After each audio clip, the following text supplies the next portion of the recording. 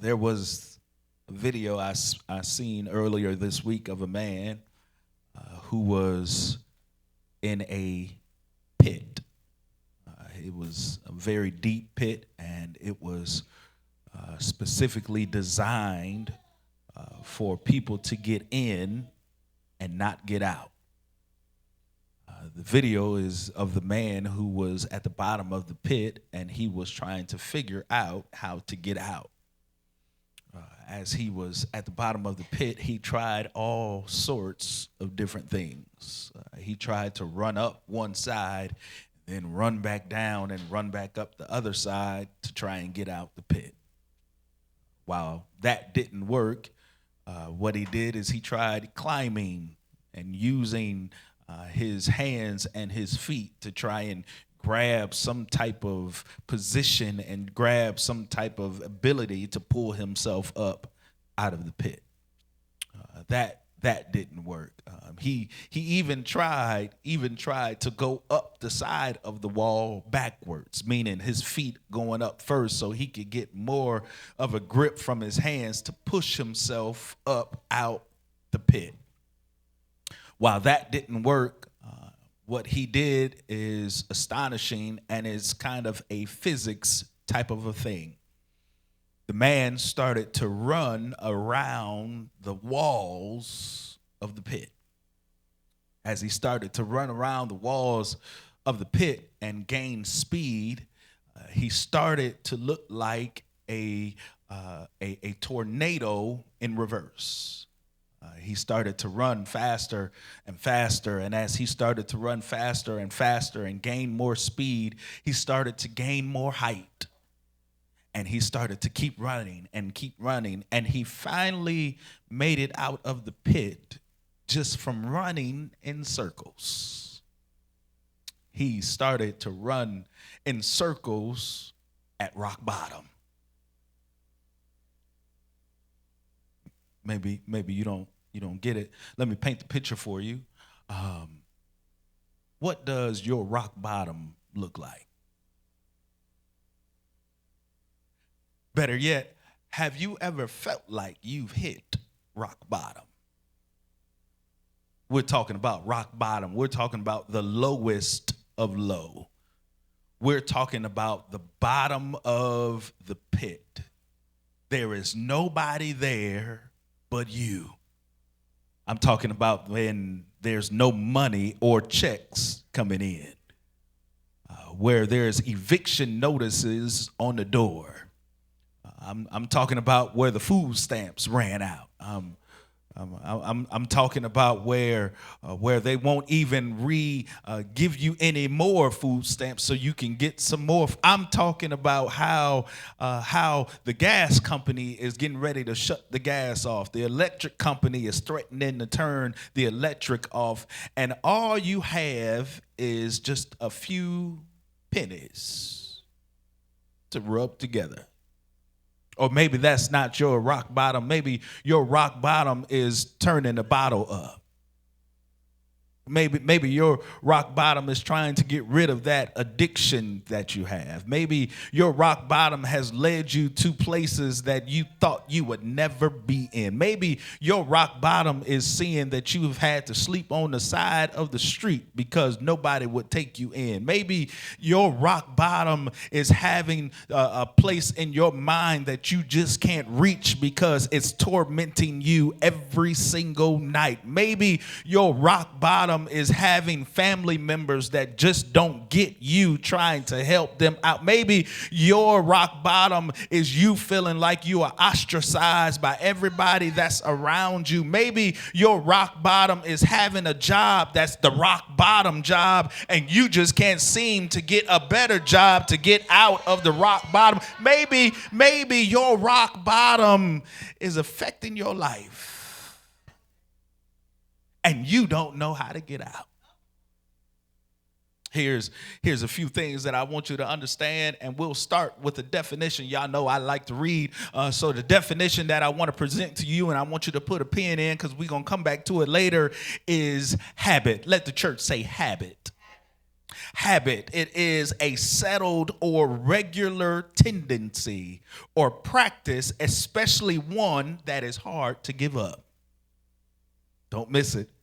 It is a regular tendency or practice, especially one that is hard to give up, which is basically saying that this habit that you have formed is something that you do on a regular.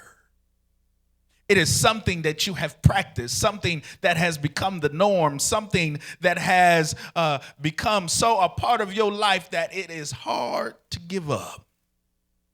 And what we have been discussing here in the past few weeks have been about how we should come to God in a remorseful state. The Bible lists these psalms that we have talked about as penitent psalm, and what we have discovered is in our broken state how we should come to God. We should come to God broken. We should come to God in our despair. We should come to God when we're destitute, when we're despondent, hopeless, low, and torn, and at rock bottom. But can I help you today and understand? And I need y'all to be real with me. This is going to get a little tight, so please get yourself some room. I want you to understand, this is the first thing I want you to understand, is that habits create stagnation. Habits create stagnation. Here's how they create stagnation. Remember, I need you to be real for a moment because we're going to talk about how we got to rock bottom. Let's be real and discuss and understand how you have affected your own life. That's part of Christianity we don't want to talk about because we can all be honest and raise our hand knowing that we haven't and still are not doing what God told us to do. So what are your habits? Some of us have a hard time showing love because we have been through so much pain and we don't understand what real love is. We think love is being able just to have somebody next to us at night. We think love is just being able to have somebody to tell us that we're beautiful or that we look good. Or we think that love is being able to have somebody to just be able to want us all the time. But we don't really know what love is. Some of us have a hard time dealing with grief because we have been so hurried to get over it. Sometimes we have people in our family who try to push us to get over our grief, and we haven't even started to begin to deal with. Can we be real for a minute? We haven't even started to begin to deal with our grief, and we have people pushing us and telling us, come on now, it's over. Come on now, they're gone. Some of us have a hard time dealing with our habits of forgiveness because we have not forgiven ourselves. It's hard for us to give forgiveness and to extend forgiveness when you have not first extended it to yourself. How do I know? Is it hard for you to look in the mirror at yourself? Is it tough for you to do certain things for yourself because you feel guilty about what you're doing for you? Is it hard for you to forgive someone else for what they've done to you because you still haven't forgiven yourself for what you did to yourself? Some of us have habits of trust because we have been lied to so much in our life that we can't formulate a figure or a trust habit. So we, instead of trying to trust people, we only trust them with the expectation that something's wrong. We trust them with a condition, Deacon Lee, with a condition to ourselves that I know that sometime down the line they're going to mess up and lie or do something to me that's going to break the little trust that I had in them. Some of us have habits of anger because we have never dealt with the anger inside of us. Some of us are just one word away from slapping somebody.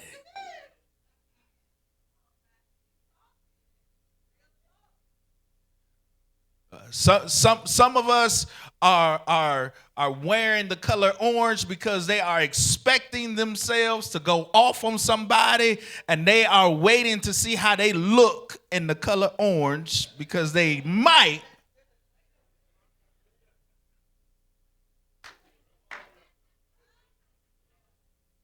because you're so angry, you might black out, and then when you come to, you don't know what happened. Here's another one for you. Again, listen, I need you to be real with yourself. Some of us have the habit, watch this, of self-sabotage. Because we're afraid of what is to come next, so we sabotage ourselves so that we don't have to get to the next place to where we think we're going to be disappointed. So instead of moving forward, we would rather stay where we're at because we're comfortable in knowing everything around us and how things are going to go with where we're at. So we self-sabotage our relationships. We self-sabotage our membership at church. We self-sabotage our jobs. We self-sabotage all the things in our life because we don't want to move forward and see what's next.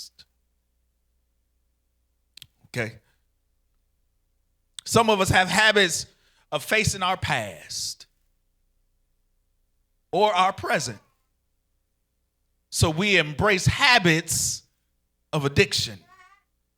Some have habits of identity because of what someone else did to us when we were vulnerable and innocent. We all have some habits that we wish we could break. And we all have some things that we're dealing with because of some habits that we have formed. And if we are completely honest, our habits are the very thing that has created a wall in our life. Our habits have created a wall not just between us and the stuff we're dealing with, but our habits have created a wall between us and God, which has landed us at rock bottom. You know, the hardest part about getting out of rock bottom is getting started. That's the hardest part. Because when God gives you the plan to get out of being in rock bottom, that means you have to go through reliving some of those things that has occurred to get you there. It is in those moments that we feel or we find solace and comfort in being at rock bottom. That we would rather stay at rock bottom than deal with it and get out.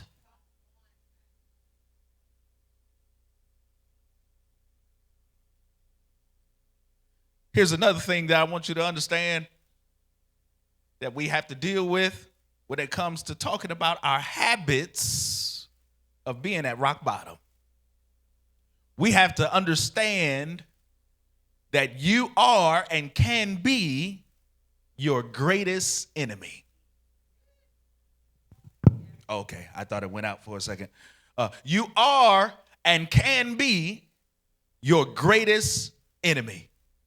This is what I discovered in Psalm 130, is that this is the first psalm that we have talked about since we have done this series where the writer does not mention his enemies.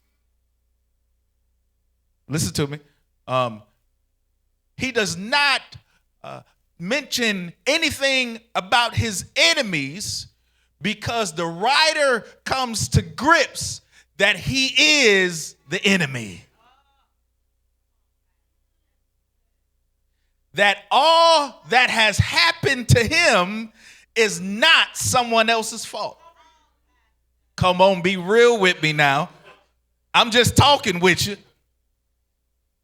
The writer doesn't mention enemies because I believe the writer realizes, as he's crying out to God, that his sins and iniquities are not the fault of anyone else. Here's what I mean. You chose to do it. I'm going to let you sit right there in it. You chose to do it. You cannot blame anyone else for the mistakes and the issues you did. Where my educators at? My educators, when a student come to you and they got in trouble and they say, "No, I was laughing because they was laughing." What's the thing you say? You chose to laugh. He didn't make you, she didn't make you laugh. You laughed on your own. Nobody made you do what you did. You did it on your own.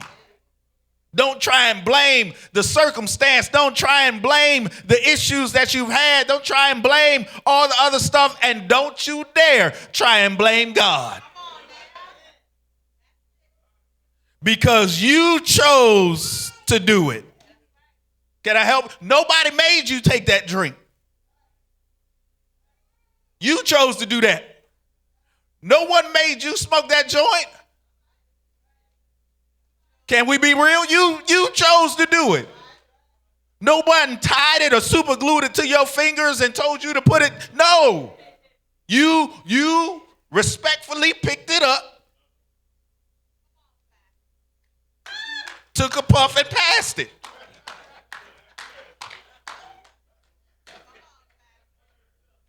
Don't act brand new on me now. No one made you have sex with that person. You chose to do that. No one made you keep dealing with that person over and over again. You kept allowing them back in your life.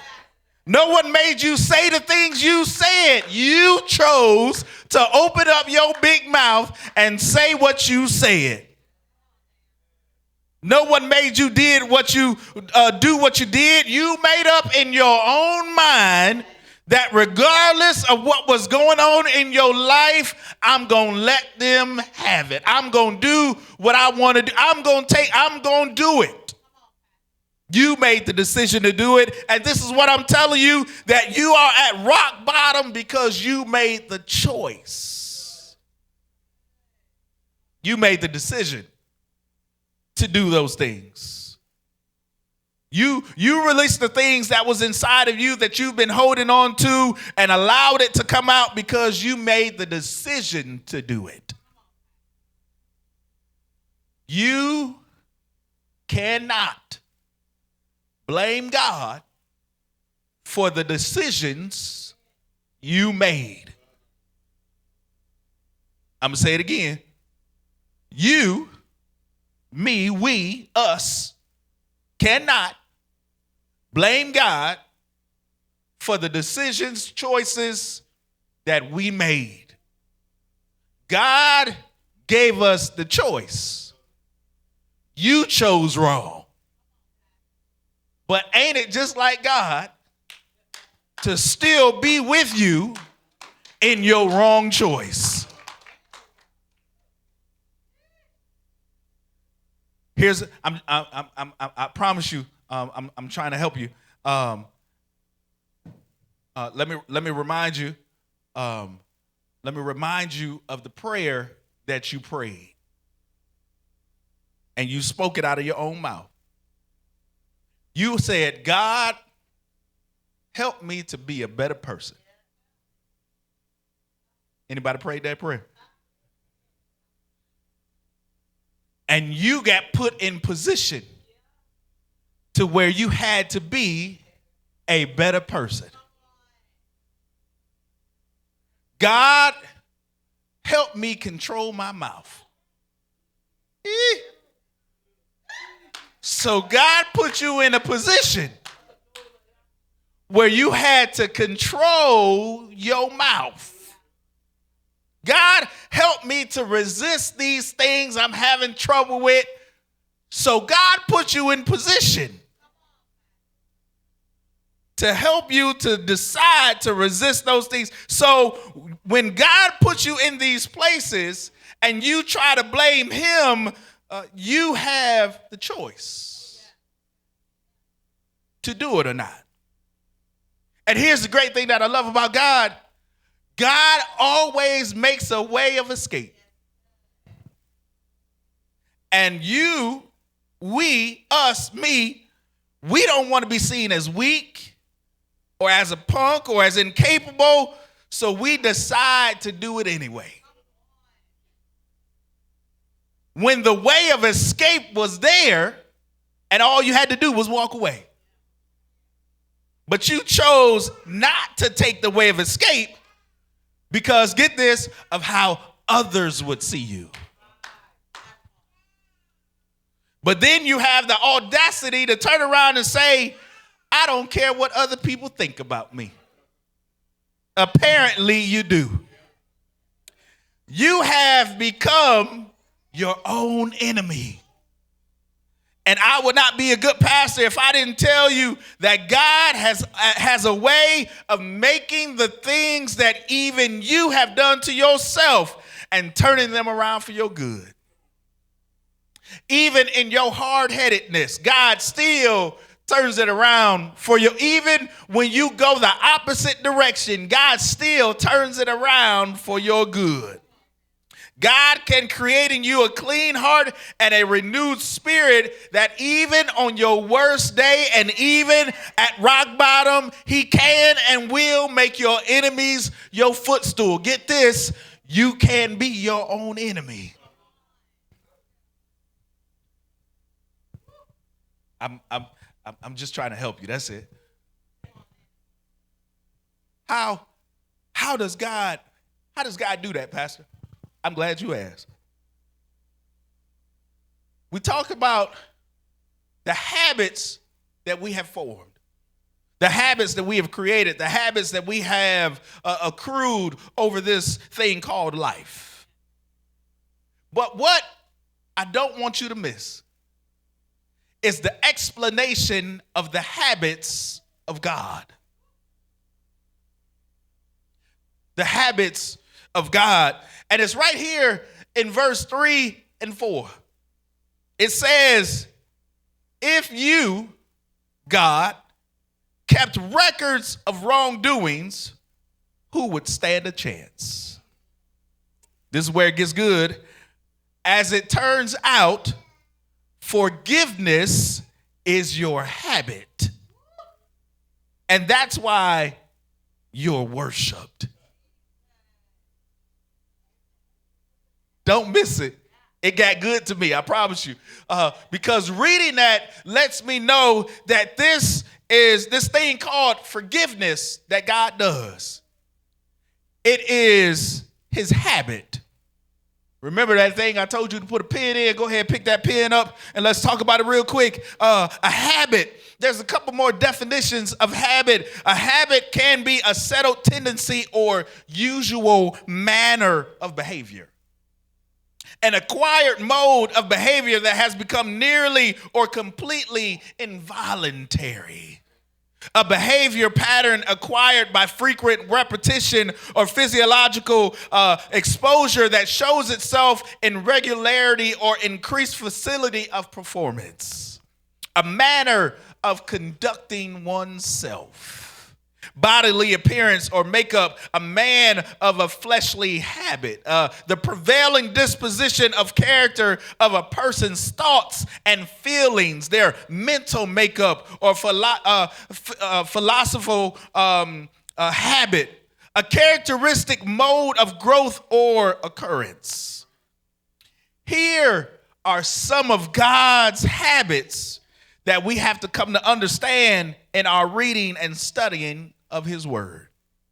According to the Bible, God's habits include loving, being just, merciful, seeking justice, and loving kindness, as well as walking humbly with his people.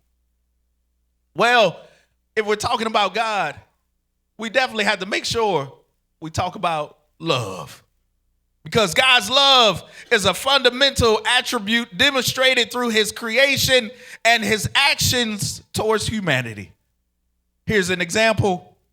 For God so loved the world that he gave his only begotten Son, that whosoever believes in him shall not perish but have everlasting life. God is a just God. He believes in justice, and God is just and seeks to uphold righteousness and fairness. Here's an example. The Lord is just in all his ways and kind in all his works. God is merciful, and God is merciful and compassionate, offering forgiveness and grace. God is seeking justice, and God actively works to bring about justice and righteousness in the world. God has a loving kindness about him, and God demonstrates love and compassion to his people. God walks humbly with his people, and God desires a relationship with people who are humble and seek him. Because in Isaiah 41:13, it says, "For I am the Lord your God, who holds your hand, who says to you, fear not, I will help you." So you mean to tell me that in my habits of life that I have acquired and that I have begun to use, that my God is still a God who loves me? My God is still a God who's merciful to me. And who wouldn't want to serve a God like that? Well, what I'm telling you is that when you are at rock bottom, you have to remember that you have habits that you have acquired. You have habits that you have learned. And you have the ability that you can exchange your bad habits for God's habits. Don't miss what I said. Not just exchange your bad habits for good habits, but you can exchange your bad habits for God's habits. And I'm just here to help someone to get out of their rock bottom. Here's your first step that I want to push you towards to getting out of your rock bottom. Your first step is start moving towards God. I know you may feel like that man in the beginning that's just running around in circles. And I know that it may seem like you are getting nowhere. And I know it may seem like you're just reliving all those bad things. But if you never deal with them, you'll never be able to deal with them. And when someone else tries to throw these bad habits in your face, this is what I tell you. I tell you, wait on the Lord. Pastor, how in the world can I be moving towards God and waiting on God? Pastor, how can I move towards God and be waiting on God? Let me help you. God got Jeremiah out of the dungeon while Jeremiah was waiting and moving towards God. He removed Daniel out of the lion's den while he waited and moved towards God. He ministered to Jonah in and out of the fish's belly while he waited and moved towards God. It is our duty and interest to cry unto God, to move towards God, to wait on God, because that is the likeliest way, both to prevent our sinking lower and to recover us out of being in rock bottom. So while you're in rock bottom, don't forget who else was in rock bottom. I need your help on this one because it came to me just like that even in our rock bottom, we feel like there's nobody that's going through what we went through. But I remember a man that was in rock bottom from people talking about him and planning to kill him. Don't forget who else had to carry heavy burdens at their rock bottom. Don't forget who else felt like he was alone at their rock bottom. Don't forget who else had to forgive those who did wrong to them in his rock bottom. And don't forget who had to find comfort in the unlikeliest people around him at his rock bottom. And don't you dare forget who else hit rock bottom of a borrowed tomb. But also, don't forget who got up early on the third day morning after coming out of rock bottom. And guess what he had? He had all power in his hand.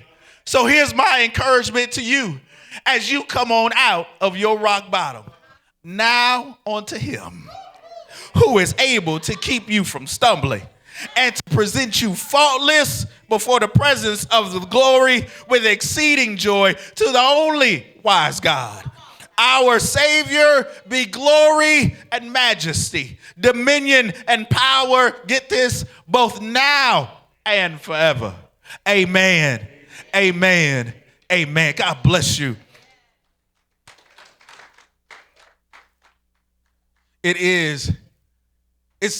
It's hard to be at rock bottom.